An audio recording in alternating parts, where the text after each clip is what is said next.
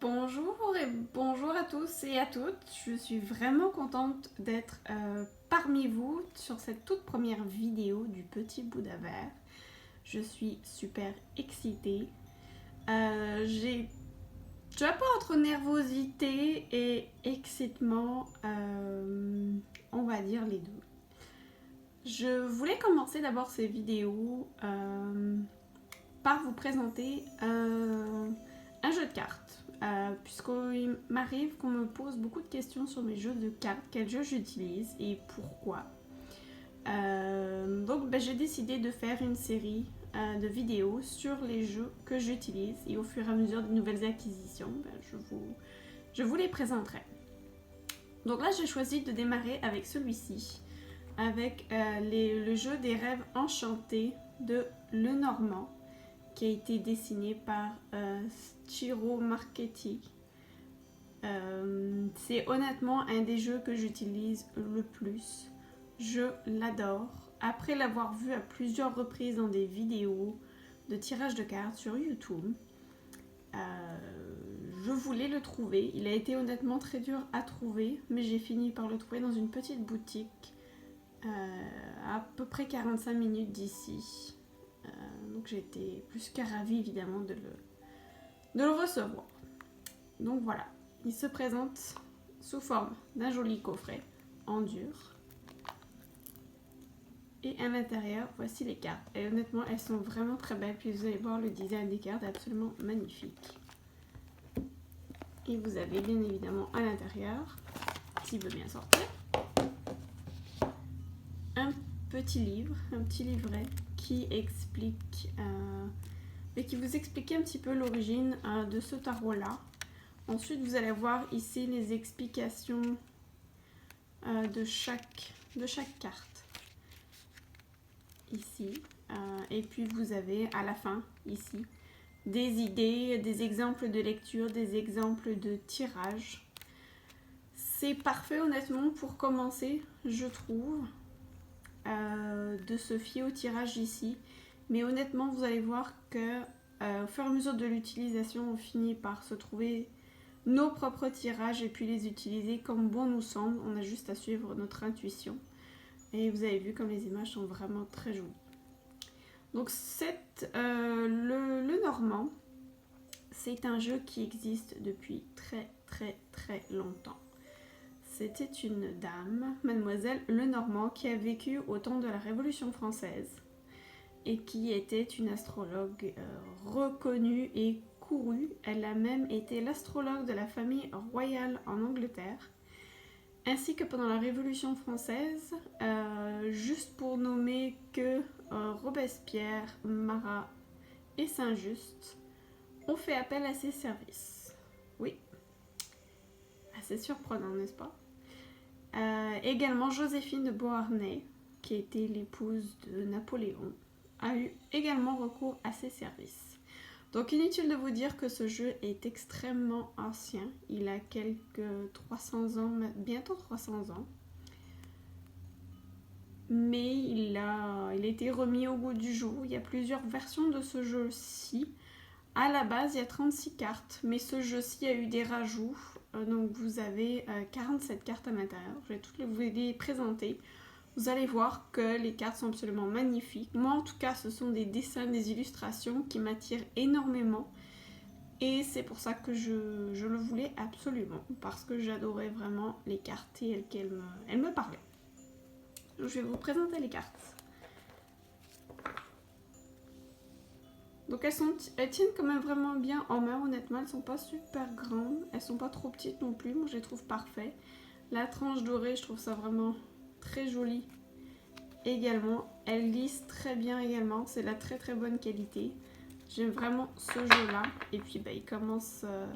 je l'utilise tellement que malheureusement, il commence déjà un petit peu à porter des marques d'usure.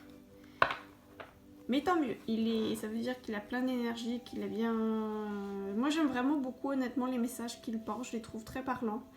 C'est vrai qu'au début, j'ai eu beaucoup de mal, puisque comme vous voyez, c'est vraiment une illustration. Il y a ici des chiffres, ainsi que les 4 figures de jeux de cartes traditionnels qui sont ici. Pour être honnête avec vous, je ne m'en fie pas énormément. Après, les numéros, on peut les interpréter également. Moi, personnellement, c'est vraiment l'image qui va me parler. Et puis dans le contexte, avec toutes les cartes qu'il va y avoir autour. Maintenant, je peux arriver à me faire mon interprétation. Et puis, il y a des fois des éléments dans l'image qui va plus me parler que d'autres. Donc lui, je vais vous les présenter une par une, quand même assez rapidement, en vous donnant des mots-clés. Je ne vais pas non plus m'étendre là-dessus. Donc ici, c'est le cavalier. Ici, généralement, qui est porteur de nouvelles ou des choses qui arrivent très rapidement. Puisqu'on voit qu'elle porte ici une lettre. Donc c'est vraiment beaucoup de rapidité, des nouvelles, souvent écrites. Donc ça peut être autant une lettre, un mail, un texte, peu importe. La numéro 2, le trèfle. Le trèfle à 4 feuilles, bien sûr, ça va être la chance, mais aussi beaucoup d'opportunités. Donc dans quel domaine, ça honnêtement, ça peut varier vraiment en fonction de la question qui est posée, mais également de toutes les cartes qui peuvent être autour. Ça peut concerner vraiment différents domaines de la vie. La numéro 3, le vaisseau, qui lui signifie généralement un changement. Ça peut signifier prendre de la hauteur, un voyage, un déplacement, généralement en pays lointain. Voilà. La numéro 4, la maison. Donc ça peut être aussi bien le foyer, la famille, ça peut être votre maison en tant que telle également. La numéro 5, l'arbre. Il peut représenter autant l'arbre de vie, mais aussi quelque chose d'enraciné. Peut-être un besoin d'enracinement, quelque chose d'enraciné, quelque chose qui peut concerner des ancêtres également, puisque ça peut être familial, généalogique.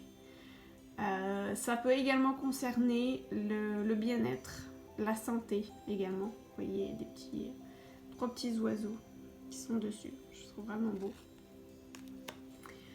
La 6, les nuages. Alors il peut faire peur parce qu'effectivement dans une partie de la carte ici on voit un orage, quelque chose de vraiment très sombre. Donc ça peut ça peut augurer peut-être une petite tempête ou un orage ou un petit nuage qui passe ou être dans le brouillard, voire quelque chose d'assez sombre. Mais on nous indique que c'est très temporaire. Les nuages peuvent passer très très vite. Et puis on voit effectivement par derrière, on a un grand beau soleil magnifique avec 3 oiseaux encore qui s'envolent. Donc même si les difficultés ne vont être que passagères. Le serpent. Alors le serpent peut faire très peur, effectivement. Mais il peut avoir plusieurs significations, là encore dépendamment des cartes qu'il va y avoir autour. Le serpent peut parler d'une personne hostile, peut parler de toxicité, peut parler de quelqu'un de fourbe qui cache ses véritables aspirations, son véritable caractère.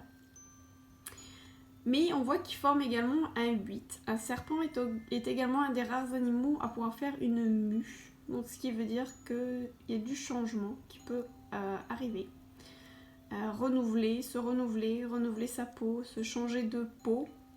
Donc il peut vraiment y avoir deux différentes approches à cette carte-là. Donc là encore, tout dépend dépendant de la question qui est posée, du contexte, mais aussi de toutes les cartes qu'il peut y avoir autour du tirage.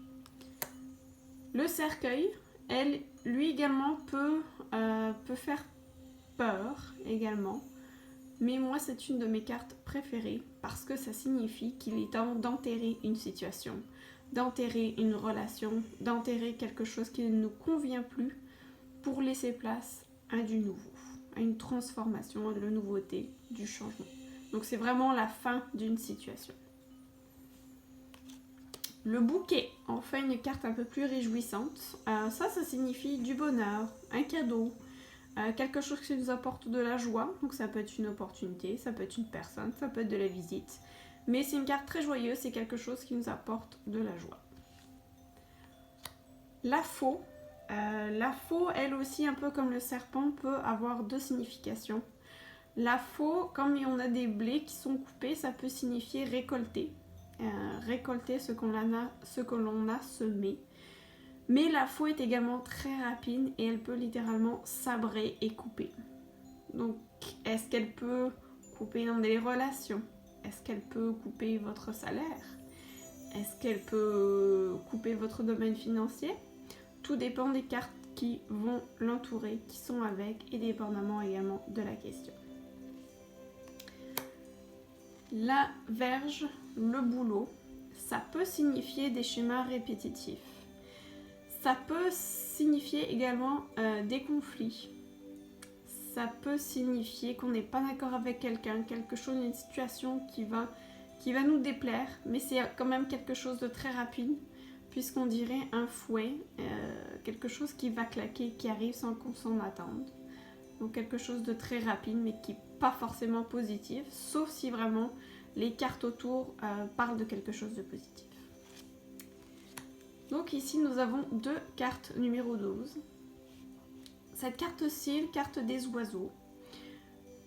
On parle de communication. Beaucoup de communication avec les gens. Là encore, ça peut être communication sous toutes ses formes et avec n'importe quelle personne. Ça peut concerner également tous les domaines. Là encore, dépendamment des cartes qu'il y a autour.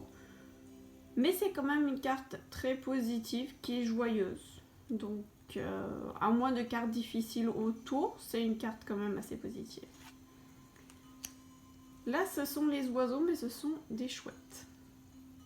Les chouettes sont des oiseaux de nuit, un peu plus sombres, mais qui est empreint de sagesse. On est toujours dans la discussion, on est toujours dans les échanges, mais qui sont beaucoup plus empreints de sagesse, de profondeur, d'émotion également.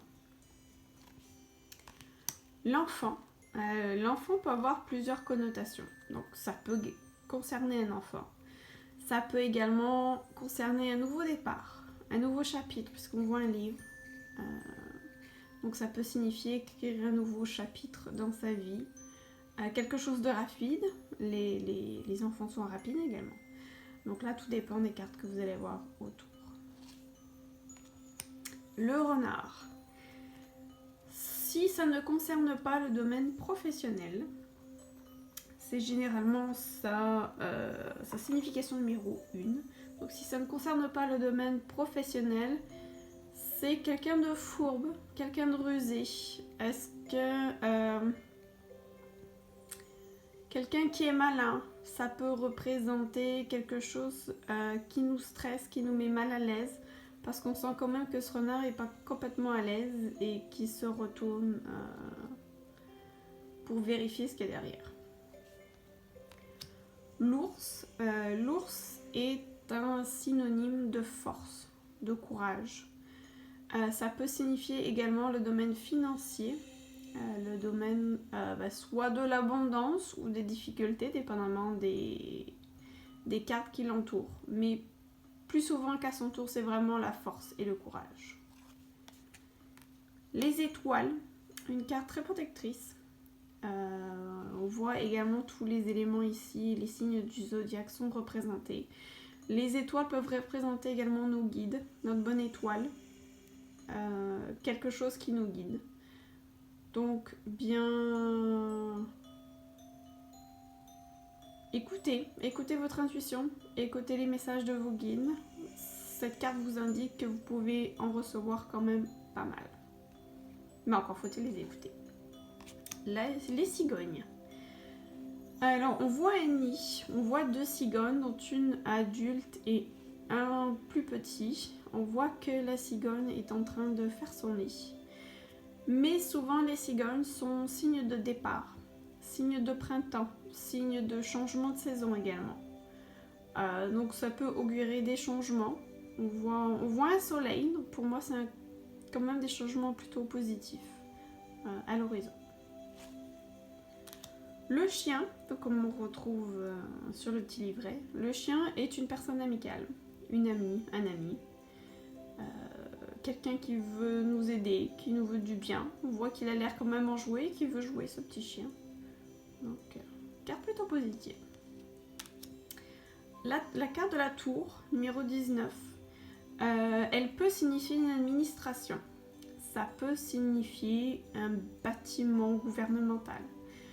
Mais ça peut aussi signifier prendre de la hauteur sur une situation pour voir la situation. Ça peut également signifier se protéger. Le 20, le jardin. Le jardin cette carte fait référence dans le temps de Mademoiselle Lenormand.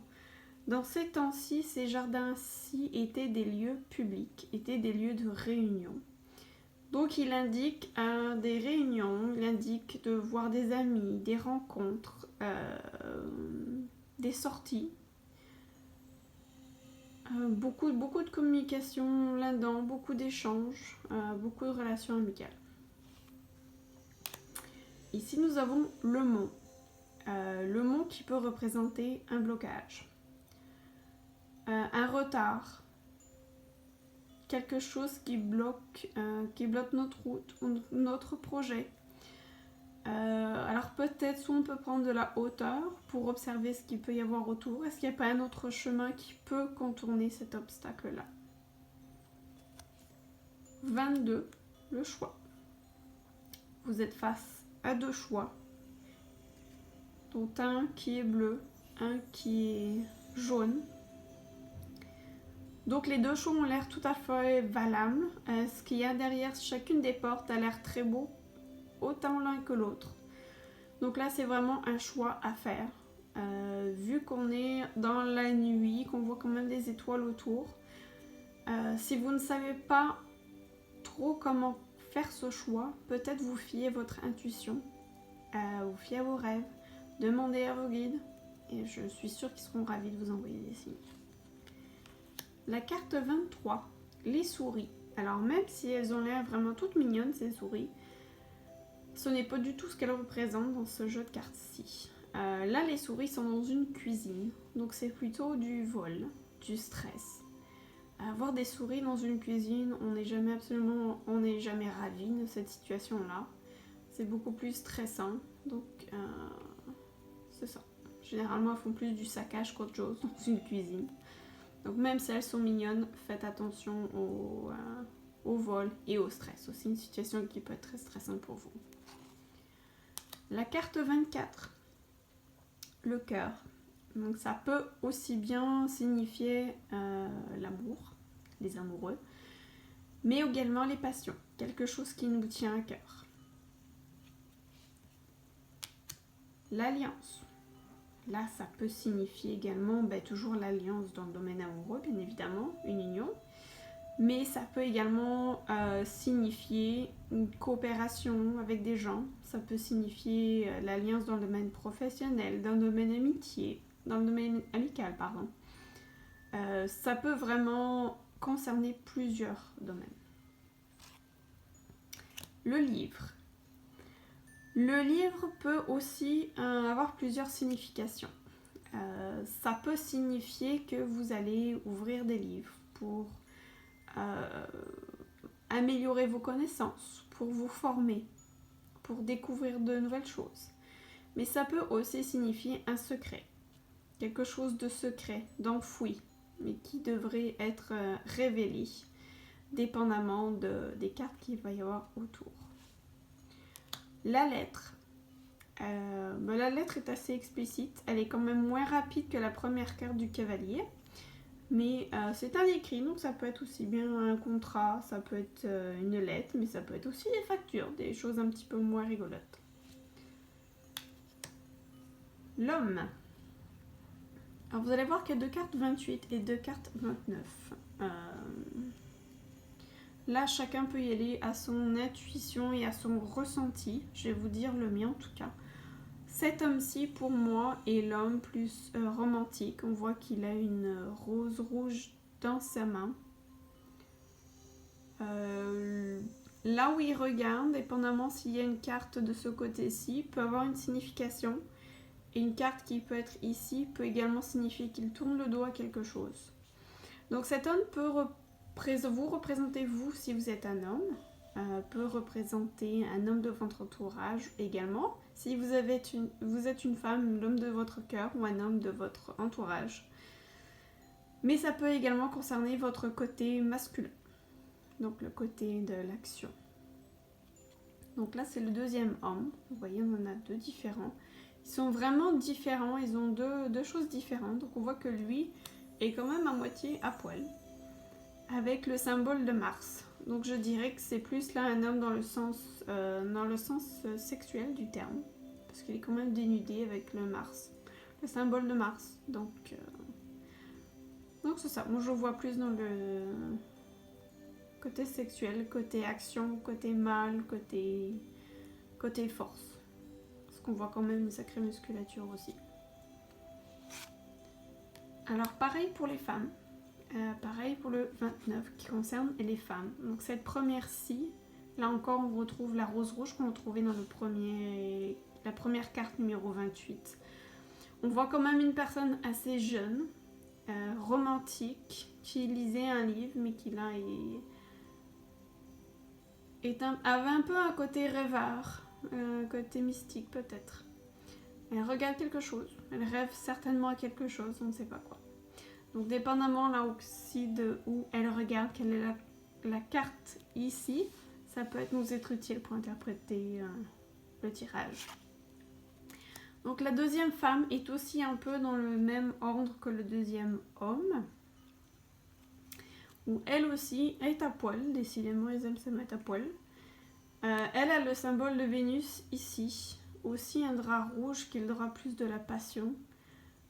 Avec un sein qui ressort. Donc là encore, pour moi aussi, ça représente quand même quelque chose d'assez sexuel, d'action aussi, de charnel peut-être. Et puis on voit que cette femme a l'air un peu plus âgée quand même que la première, qu'elle regarde par la fenêtre. Qu'est-ce qu'elle regarde? Dépendamment de la carte qui va se trouver ici. Le lys. Alors on voit des lys, on voit un bouquet, mais on voit en arrière un vitrail qui représente des lys également. Là, ça peut représenter la pureté, l'innocence, mais aussi la sagesse. Ça peut également représenter une profession plus respectée peut-être, ou plus officiel, comme un médecin, comme un notaire, comme un avocat. Vous voyez, quelque chose d'un peu plus... Je sais pas comment on peut déterminer ça, un peu plus concret, peut-être un peu plus officiel. Ici, le soleil, ça c'est peut-être la carte la plus positive du jeu. Le soleil, on connaît tous le soleil, l'élément qui réchauffe, positif, qui nous fait voir la beauté des choses, qui éclaire notre chemin. Donc c'est vraiment une promesse de triomphe, promesse de succès. C'est très très très très positif. Là on a son pendant, donc la lune. Elle peut avoir plusieurs significations. Vous avez ici un boulier astrologique, donc ça peut aussi bien représenter l'astrologie. La lune est quelque chose de très très intuitif, le côté féminin. Donc ça peut également faire référence aux rêves. Ici aussi, vous avez le cycle lunaire. Donc ça peut peut-être nous servir de datation également. Un cycle lunaire de 28 jours. Donc est-ce que la réponse à la question pourrait se passer en dedans d'un cycle lunaire? C'est fort possible également. La clé, la carte 33. Donc là c'est une clé. Vous trouvez la clé d'une situation, trouver la réponse à quelque chose, trouver la clé du cœur de quelqu'un peut-être. On a quand même une rose rouge. Les poissons. Les poissons sont très généralement représentatifs de l'abondance. L'abondance sous n'importe quelle forme. Bien évidemment, on pense tout de suite à l'abondance financière, mais ça peut être également abondance de sentiments, abondance de personnes, abondance de travail, d'opportunités, peu importe. L'encre. L'encre peut avoir deux significations dépendamment des cartes qu'il y a autour. Elle peut signifier quelque chose de très lourd, de très pesant, mais elle peut également représenter de la stabilité. On a des poissons également ici qu'on retrouve. Donc ça peut être une stabilité dans le domaine peut-être financier, domaine du foyer également, domaine relationnel, dépendamment des cartes. La croix on peut voir deux significations également. Ça peut signifier quelque chose de lourd, un fardeau, quelque chose qui nous pèse. Ça peut également signifier une aide providentielle, une aide de l'au-delà, une aide de nos guides. Le temps, là ça peut quelque chose qui prend son temps, peut-être c'est associé à la carte du monde par exemple. Mais le plus souvent c'est quelque chose qui va s'accélérer, quelque chose qui va arriver très rapidement puisqu'on voit quand même plusieurs pendules. Et puis on peut voir toute une sorte d'oiseau aussi, tout plein de sortes d'oiseaux là, dessus. Donc pour moi c'est plus une carte à connotation rapide. Peut-être quelque chose qui a été bloqué mais qui va rapidement se débloquer. Les dés. Alors comme une partie de poker. Les dés peuvent signifier un pari. Donc c'est un pari peut être risqué, mais un pari peut être heureux également. Ça peut nous amener ça peut donner des réponses ou ça peut nous amener dans une situation un peu plus compliquée. Mais c'est vraiment quelque chose de très rapide, de soudain, auquel on ne s'attend absolument pas. Les masques. Qu'est-ce qu'on veut cacher avec un masque? Est-ce qu'on cache des choses à quelqu'un? Est-ce qu'on se cache des choses à soi-même également? Peut-être est-il temps de faire tomber les masques. On voit deux types de masques ici. Pour moi ici, le masque avec la lune qui est ici. On voit quand même le masque qui n'est pas très heureux. Donc peut-être ici, dépendamment de cette carte-ci, peut-être que ceci peut être dérangeant. Là, on a un masque un peu plus joyeux. Donc peut-être que s'il y a une carte ici, ça peut nous annoncer quelque chose de plus joyeux. Le puits. Le puits peut avoir lui aussi quelques différentes connotations. Ça peut signifier travailler très fort. Ça peut signifier aller rechercher au plus profond de soi des réponses à nos questions, à nos interrogations. On voit quand même le soleil qui est derrière. Donc pour moi, c'est une carte quand même très positive à la fin. Voilà. La carte 42, qui est la boussole. Là, ça nous signifie que quelque chose ou quelqu'un, ou même soi-même, qu'on va trouver le chemin, qu'on va avoir une indication de direction à prendre qui va nous arriver. Donc peut-être écoutez les signes, faites attention aux signes qui vont vous arriver. Le labyrinthe. Le labyrinthe pour moi, là, il est beaucoup plus mental. Ça peut signifier que notre mental est présentement dans une sorte de labyrinthe où il n'a absolument aucune idée où aller. Il y a vraiment beaucoup d'idées qui se mêlent, qui s'entremêlent. Donc peut-être essayer de prendre un peu plus de hauteur ou du recul en tout cas pour voir. Il y a toujours un chemin, peut-être repartir de zéro et essayer par un autre chemin, essayer d'une autre façon. Et enfin, la toute dernière carte, la 44, la loupe. La loupe peut signifier de regarder de plus près. Peut-être il vous est conseillé de regarder de plus près une situation. Il vous est peut-être conseillé de regarder un contrat plus en détail, de regarder les petites, vous savez, les petits caractères qui sont en bas. On vous demande en tout cas d'analyser la situation. Donc voilà, c'était une présentation du jeu des rêves enchantés de Lenormand, encore une fois, que j'adore, qui est vraiment beau.